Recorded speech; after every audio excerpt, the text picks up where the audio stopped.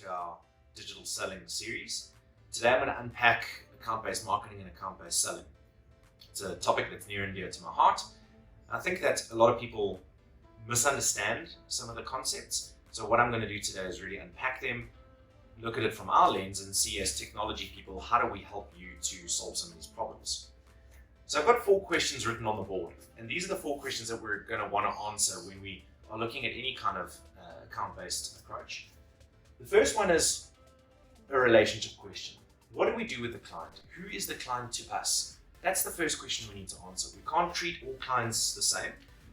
And so that's the whole core principle of account-based marketing. We're not doing broad marketing to everybody in the same way. We're not trying to sell everything to everybody in the same way. We want to really focus in and sell specific solutions and specific products to specific people. The only way to do that is to get to know the client better and to get to know how you can position your company against that set of needs that that client has, whatever the case may be. That's the first question. Second question is, we need to answer, who do we know at the client? Because we need to leverage relationships, we need to see where there's problems, and we need to get going. The third question we're going to answer is, where is the opportunity? How do we spot opportunity? How do we create opportunity? And the last question we're going to talk about is, how do we then execute against that plan? So let's start about what do we do and who is the client to us. You might have heard about the Pareto principle, the 80-20 rule that people call it. In most clients that I've ever worked with, this rule seems to be more of a rule than less of a rule. What it means pretty much in the context of account-based marketing is that 80% of your revenue invariably comes from 20% of your clients. So you probably have a small set of clients who produce a large amount of revenue for the company, and then the rest, commonly and disgustingly referred to as rats and mice, sit in the other 20%, or 20% of your revenue, and that's 80% of your customers. I'd like to break that down and say, we don't want to ignore the 80% of companies, we want to look at it in different ways. So the first thing we want to do is get a little bit of a tiering system going. At the top, we obviously have our top clients. So I'll write top clients. And those are the guys who traditionally create 80% of our revenue today. They're the clients that we want to keep, they're the clients that we want to maintain relationships with, and the guys that we want to, if we lost that business, that would harm the business significantly. In the middle tier here, I want to talk about growth accounts. We focus too little on the clients that could be at the top, that are sitting, we're doing very little with them. So we're going to focus on how do we get growth accounts up here to the top rung, and then the rest we'll call that breadth. And breadth we'll cover in a separate video. That's where you need deep sales and marketing alignment, and where marketing needs to come and produce leads and produce content aligned with your account-based marketing strategy, but at breadth. You can't focus on that with account managers, there's just too many of them. So if we take breadth and put it aside and we have a look at this top rung of the triangle over here, we want to really focus on different ways of dealing with those clients. So the first thing is, what do we do with that client? We need to answer that with data that comes from probably your financial system or some other kind of area where you can see what revenue we're driving from which clients. And one of the most specific things that we want to start doing here when we're unpacking these reports and this data is to have a look at what products or services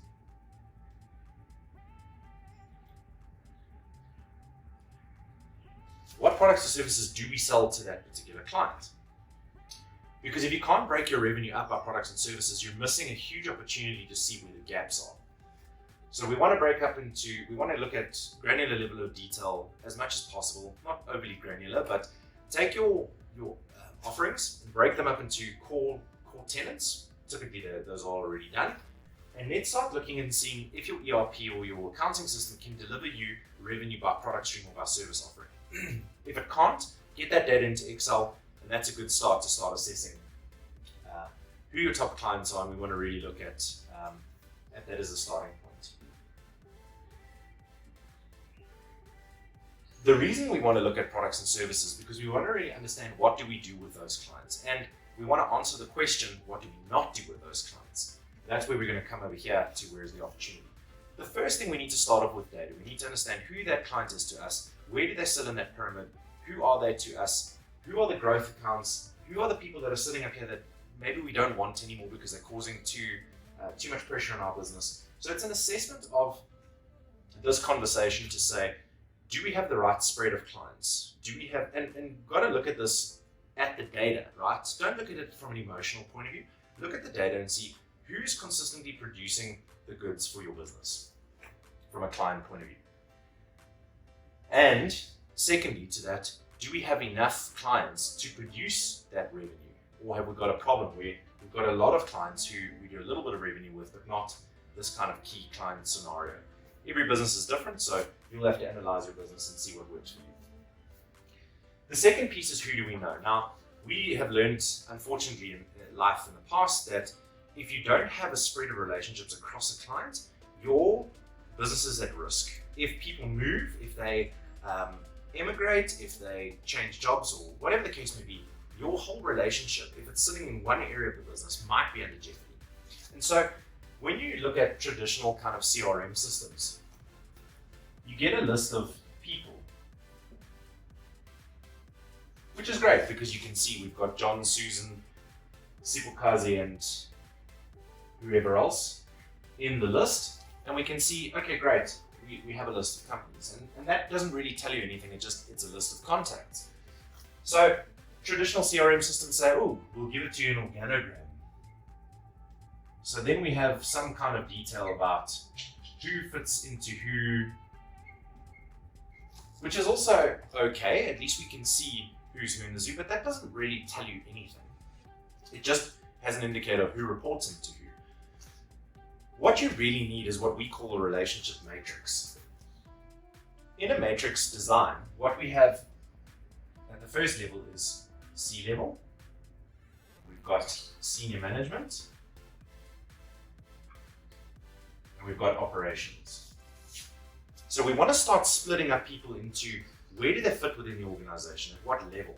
The second thing we want to do is start looking at which department do they fall in. So if you sell to IT, we want to put IT over there. You might want to speak to finance.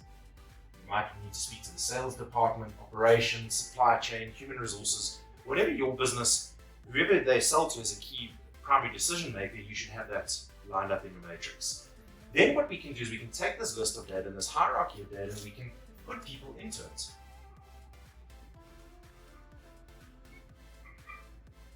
And if you've gone and transposed the context that you have within that client organization into that, you'll see where your potential gaps are. Here we've got relationships at the C level in IT, and we've got operational relationships within IT as well. Now, and we have one person in the finance side, maybe somebody that we process our invoices and that kind of thing through. So the other wave that we want to do is we want to start applying logic around how strong is that relationship. So this one might be really good, so I'll draw a little arrow. This one is kind of neither here nor there, and this one is maybe positive as well. That's fantastic. We know at least we've got a good relationship at the C level and we have a start. The challenge that we often face is that people move around. So if something happens to the C level person, we're not left with anyone in the organization with decision-making capability who can help us to solve or help us to grow within that account and help us to do what we do. So with Relationship Matrix, we're really wanting to show the problems, show the spaces where we should go and create relationships.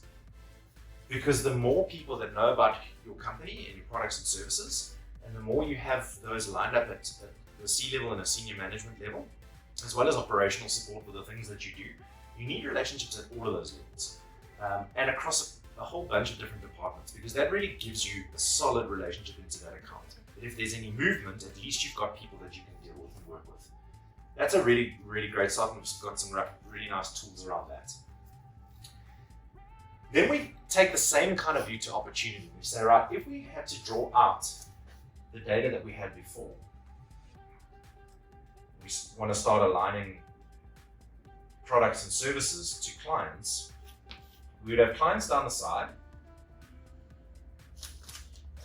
right? And you can list all of your key clients over here. And then across the top, we want to look at different products and services. So I'll just use numbers.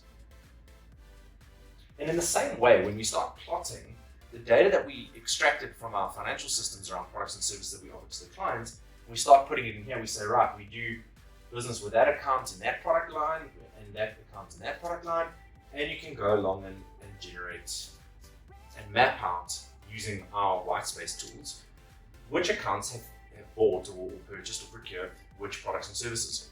And the idea again behind this is to get away from this linear report structure where I've got a list of deals that sit in my CRM system.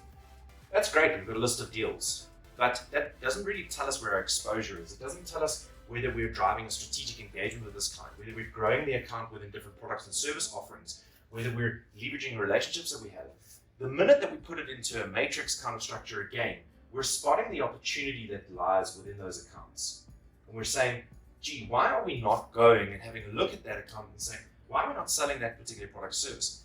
If you've ever had, or if you've ever said, oh, I can't believe that customer bought something from our competitor, and then go and have that conversation and say to them, why did you buy from the competitor? And they say, well, we didn't even know that you did that. That is the indicator that you're not having this depth and breadth conversation with your customer. You're not coming in and saying, which products and services do we have and which do we not supply that particular client? And so we're not driving strategic engagements with them. We're just kind of doing more of the same, doing renewals, processing contracts over and over again, instead of sitting down with a client, understanding who they are, understanding their problems and their challenges, really understanding what do we do, what do they do, how do we help them, have a real understanding and map out where the opportunity lies and where you should be growing those accounts and which relationships you should be leveraging to have these conversations. Often, your lack of relationship within that account causes you to not be able to sell those products and services to the right people because you're just simply not having the right conversations. The other thing that we want to do with this white space is we want to break the, want to be able to change the filtering. So if I just redraw my white space. Now I've redrawn white space to show you a different view. Same data, same client set, but now we're going to flip it, and instead of looking at it in terms of product 1, 2, 3, and 4, we're going to look at it in terms of fiscal quarter 1, 2, 3, and 4. And now the same data gets transposed and we have a look at it from a financial point of view across the year. And we say, gee, we've got revenue over here, we've got revenue over here, we've got revenue over here, and revenue over here, but we don't actually have anything lined up for the rest of the year. So what we're trying to do with Whitespace is show you, first of all, exposure with the client, where you've got relationships, where you've got we've sold products and services, where you could sell products and services to. We're also trying to show where the potential holes are so that we can stop this kind of hockey stick sales approach where at the end of the year, everybody's chasing after target and trying to make it happen. Rush kind of scenario. So now that we've got the intel of what could we sell them, where could we sell it, who could we leverage relationships, and where do we use the good relationships that we have to drive additional relationships in additional areas, and we've understood who the client is to us, we can build out our action plan. We can say, how do we now execute? So if I have a look at this, really all we try to do is give you some tools to manage tasks and say, let's take actions, action 1, action 2, action 3, assign it to individuals within our business. And this could be salespeople, it could be marketing people, it could be operational people. The point is that this account is important to us and we need to, as a business, deal with them in the right way. And we need to now set up those actions. And what we do here is we just transpose it using simple Kanban thinking to say, what are the things do we have in our to-do list? What are we doing at the moment? And what did we complete? And so if we take this list of actions and we look at it in a very practical way of who's going to do what, when are they going to get it done, we can then start aligning, right, Jim, I need you to grow Q4 revenue and I want you to speak to the finance executive. That's an action that we want to put into someone's calendar and get it going. It's strategic, it's clear, it's focused, and it's no longer, hey, can we have a cup of coffee, just chat how things are going. It's a much more strategic focus. It gives your teams and your account managers a lot more clarity, and it should set you up for success. Good luck.